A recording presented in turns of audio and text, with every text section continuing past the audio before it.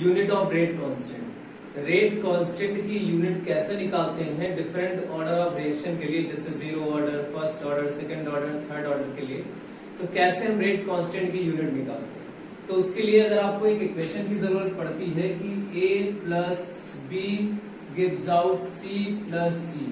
मान लेते हैं इस a के मोल्स a है और b के मोल्स b है, तो जब भी हम रेट लिखते हैं तो rate is equal to constant, जिसे हम रेट कांस्टेंट कहते हैं, concentration a to the power x and concentration b to the power y। ये यहाँ पर जो x और y है वो इसके स्टोइकियोमेट्रिक कोएफिशिएंट नहीं होते, क्योंकि ऑर्डर ऑफ रिएक्शन एक तरह की एक्सपेरिमेंटेड वैल्यूज होती है।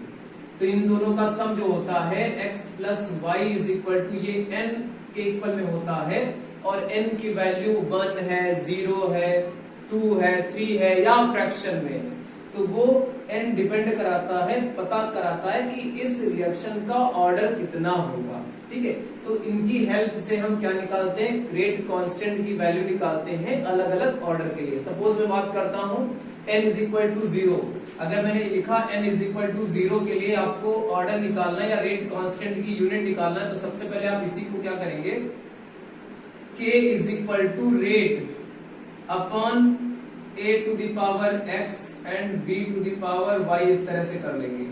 अब क्योंकि आपको पता है जो कंसंट्रेशन की यूनिट होती है वो क्या होती है, सॉरी रेट की जो यूनिट होती है वो कंसंट्रेशन अपॉन टाइम होती, तो हम यहाँ पर लिख लेंगे k is equal to rate के लिए कंसंट्रेशन अपॉन टाइम, और ये जो अपॉन में a to the power x b to the power y दिया हुआ है, ये भी क्या होता है, कंसंट्रेशन। तो इंटू 1 अपॉन क्या कर लेंगे, concentration, but in x plus Y का जो सम होता है वो कितना होता है, 1, तो मैं यहाँ पे लिख लूंगा 1। इसको अरेंज कैसे करेंगे, k is equal to concentration, इसकी पावर कितनी हमने मान ली 1, ये n ऊपर आएगा माइनस n कर देंगे, टाइम ऊपर आएगा तो हो जाएगा टाइम इनवर्स। अब जब यहाँ पर हम n इज इक्वल टू 0 रखेंगे तो जो रेट कांस्टेंट की यूनिट है वो आएगी डिफरेंट। जब n इज इक्वल टू हम 1 रखेंगे तो फर्स्ट ऑर्डर के लिए यूनिट आएगी, n इज इक्वल टू 2 रखेंगे तो सेकंड ऑर्डर के लिए वैल्यू आएगी।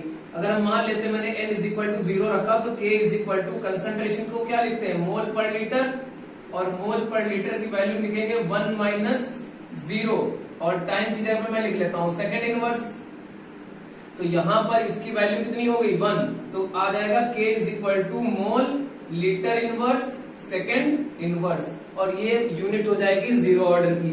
इसी तरह फर्स्ट, सेकंड, थर्ड ऑर्डर की यूनिट हम निकाल सकते हैं फॉर रेट कांस्टेंट।